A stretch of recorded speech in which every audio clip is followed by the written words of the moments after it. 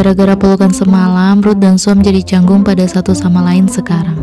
Suam bahkan langsung memalingkan muka, menghindari kontak mata dengan Ruth sambil melanjutkan mengerjakan skripsinya dan makan sarapan. Kenapa kau tidak menyelesaikan makanmu dulu baru melanjutkan pekerjaanmu? Haduh, tidak bisa, seminggu lagi dia akan wisuda, itu pun kalau skripsinya diterima. Mengalihkan topik, Ruth berkata kalau dia akan membawa Suam pergi beli baju baru untuk dikenakan ke pemakaman nanti. Suam butuh baju baru kan? Baiklah, tapi Suam tidak mau shopping sama dia. Ruth pergi kerja saja, dia akan beli pakaian sendiri. Perak sontak cemas dengan baju pilihan Suam. Tapi Suam dengan penuh percaya diri meyakinkan mereka kalau dia akan membeli baju yang sangat cantik secantik wajahnya. Nanti kalau dia sudah selesai shopping, dia akan menemui Ruth di kantor polisi. Sini kasih duit dulu. Perak berusaha mengisyaratkan Ruth untuk tidak menurutinya, tapi Ruth tetap memberikan kartu kreditnya pada Suam. Di sisi lain, ibunya Nung mendapati putrinya lagi di rumah. Tumben belakangan ini Nung jarang banget terlihat di rumah ibu sampai kangen. Dia tidak menemui Padat hari ini. Coba dia undang Padat datang kemari lagi.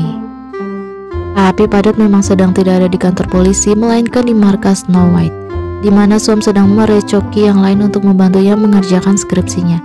Dia harus lulus, kalau tidak, lalu siapa yang akan bertanggung jawab? Aku yang akan bertanggung jawab, ujar Tuan yang baru datang. Sungguh? Tentu saja, aku akan mengangkatmu sebagai putriku, bagaimana? Itu artinya Paman juga harus bertanggung jawab untuk ibuku. Tuan mendadak berubah pikiran, dia akan mendoakan kelulusan Suam saja. Tapi di mana Happy? Suam langsung cerewet memberitahu mereka bahwa Happy sedang membuka warung somtannya hari ini. Mari kita bahas masalah ini, potong Padat mengakhiri kecerewetan Suam. Jika tidak, aku tidak akan bisa pergi ke kantor polisi. Hana pun memulai rapat dengan melaporkan kondisi Cuca yang sudah semakin parah dan sepertinya Siha juga sudah mengetahuinya. Menurutmu apa yang akan Siha lakukan jika dia tahu Cuca sudah tidak berguna lagi untuknya? Entahlah, karena tidak ada yang bisa menebak pikiran Siha. Terkait masalah Su, dia akan meluncurkan koleksi terbarunya minggu depan. Hanya tamu VIP yang diundang dan Siha sudah pasti akan hadir. Tapi anehnya, diri juga diundang. Kenapa dia diundang? Dia adalah paman dari pria yang dia incar, ujar Songkram mengingatkan teman-temannya. Wajar kan bila dia mengundangnya? Ya kan, Suam? Apa kau akan pergi? Tanya Tuan. Aku adalah istri dari pria yang dia incar. Apa paman pikir dia akan mengundangku? Tapi Tuan ingin Suam datang ke acara itu. Letnan Cha dan Sasan dan Herat melihat Nung duduk di luar. Apa dia mau buat laporan? Nung canggung menyangkal dia ada urusan. Letnan Cha dengan senang hati menawarkan bantuannya. Nung ada urusan dengan siapa? Letnan Cha akan memanggilkan orangnya. Dengan deputi. Apa inspektur ada di dalam? Oh, inspektur pergi mengecek pekerjaan di luar. Tapi deputi ada di dalam. Apa yang mau bertemu deputi dulu? Dia menolak, dia tunggu di sini saja. Sementara itu, Tuan memutuskan untuk istirahat dulu 15 menit. Tepat saat itu juga, Padat menerima pesan dari No yang memberitahu bahwa dia menunggu di kantor polisi. Padat sontak tersenyum lebar membaca pesan itu. Songkram dan Chana langsung kepo. Padat dengan ketusnya menyuruh mereka untuk mengurusi urusan mereka sendiri. Tapi belum juga 1 menit, Tuan mendadak menyudahi istirahat mereka dan ngotot untuk melanjutkan rapat dan mulai membahas hartanya Ruth yang ternyata banyak tapi dia merahasiakannya dari pamannya. Dulu sebenarnya dia dan Derek sudah merencanakan untuk menangkap Siha yang hendak melakukan penyelundupan pada malam hari. Tapi pada sore hari sebelum aksi mereka berjalan, tiba-tiba saja Derek mengubah haluan dengan menangkap Kunwei. Padat menduga pasti Siha yang berada di balik semua ini. Chana menyimpulkan kalau Siha dan Derek pastilah teman dekat. Apa mungkin Ruth mengetahuinya? Bilang kalau deputi pergi melihat tanah di Suan Pueng Kang. Ya, awalnya Suan juga bingung, tapi setelah dipikir-pikir lagi, dia merasa tempat itu sesuai banget dengan tempat yang disebutkan trio preman itu. Tempat yang tidak ada apa-apanya selain toilet dan dekat perbatasan. Kalau begitu, Suan mau membuka rumah meditasi sekali lagi. Kali ini Suan bertekad untuk menemukan jawabannya atas masalah ini, dan juga jawaban terkait roh misterius yang selalu mengikutinya itu. Tuan setuju, tapi dia mengingatkan Suam untuk lebih berhati-hati. Suam santai, dia yakin kali ini dia tidak akan tertembak lagi. Tapi tetap saja Tuan khawatir. Saat selesai, Padat pun pamit mau balik ke kantor polisi. Suam langsung minta nebeng, bukan mau ikut ke kantor polisi sih, dia mau shopping. Sedangkan Nyong masih setia menunggu. Padat akhirnya datang juga saat itu dengan membawakannya segelas minuman pink. Nyong langsung sumringah tapi juga malu gara-gara pelukan kemarin. Padat dengan penuh perhatian tanya apakah dia sudah makan. Sedikit. Mau makan apa? Terserah saja.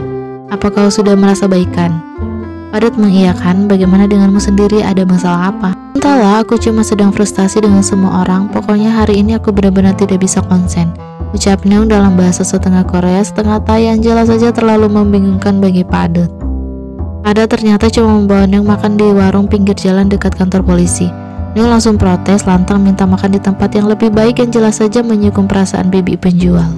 Tak enak, Neung terpaksa mengalah saja. Tiba-tiba dia melihat mobilnya Su datang.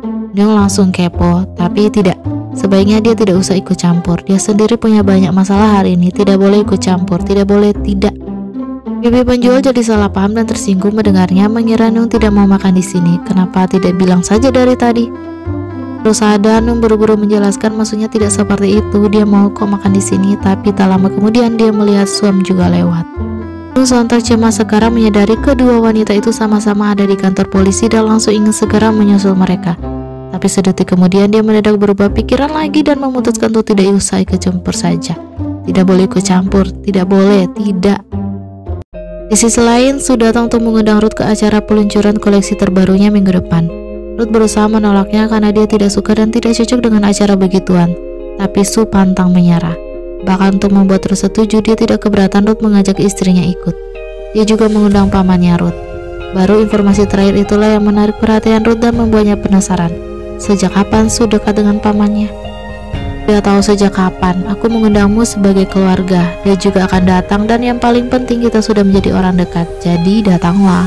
Suam juga baru tiba di kantor polisi dengan mengenakan baju barunya yang kayak wanita karir. Suam pede banget dengan penampilan barunya sampai memuji-muji dirinya sendiri.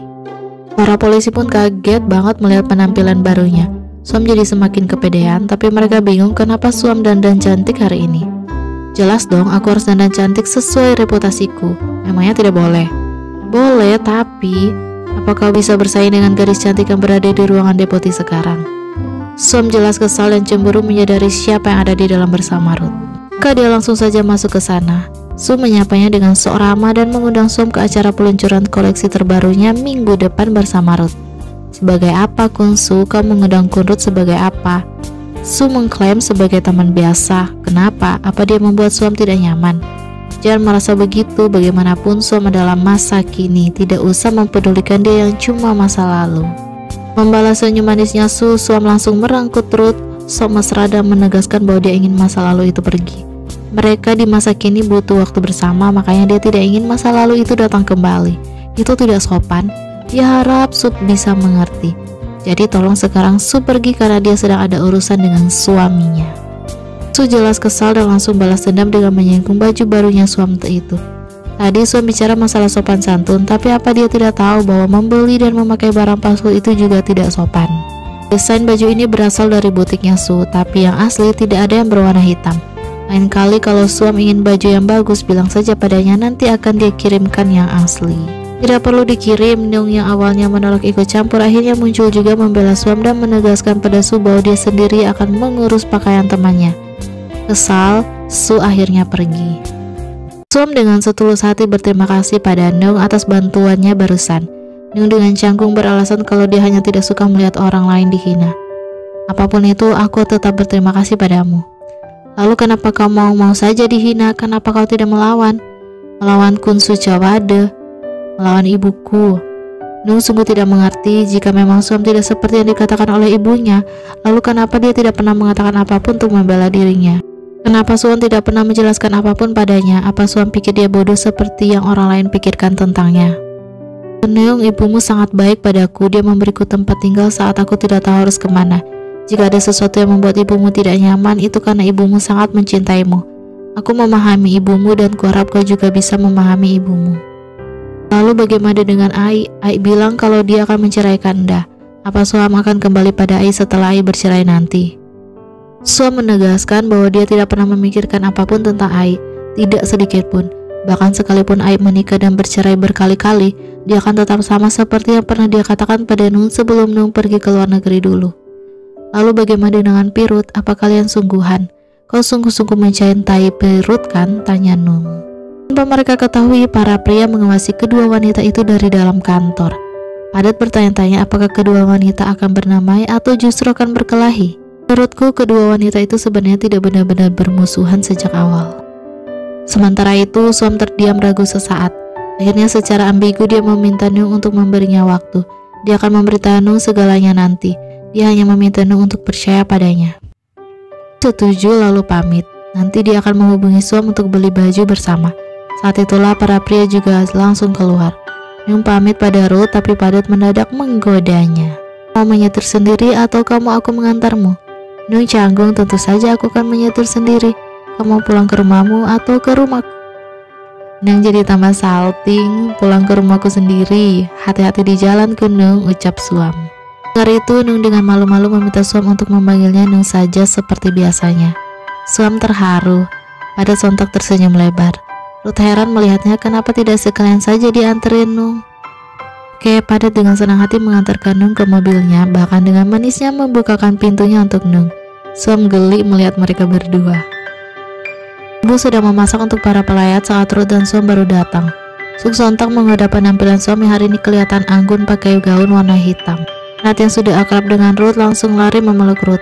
Kenapa ibu membawa Nat kemari? Di rumah panas, aku kasihan padanya. Mendengar itu Ruth langsung menawari ibu untuk pasang AC saja di rumah, biar Ruth yang mengurus segalanya. Terang saja para tetangga langsung heboh menggoda mereka. Ibu pun langsung membangga-banggakan menantu kesayangannya itu. Suk memperhatikan, sepertinya Ruth sayang banget sama Nat. Apa mereka berdua tidak berpikir untuk memiliki anak sendiri? Ibu langsung setuju, mereka sudah kebanyakan main, kapan mereka akan punya bayi? Bu, apaan sih? Suam malu. Gak perlu malu, kemana kalian pergi waktu itu? Kenapa tidak memberitahu kami? Kau membawa Suam kemana, Kun Ruth? Suan Pueng. Perang. Tutup panci yang dipegang ibu terjatuh seketika.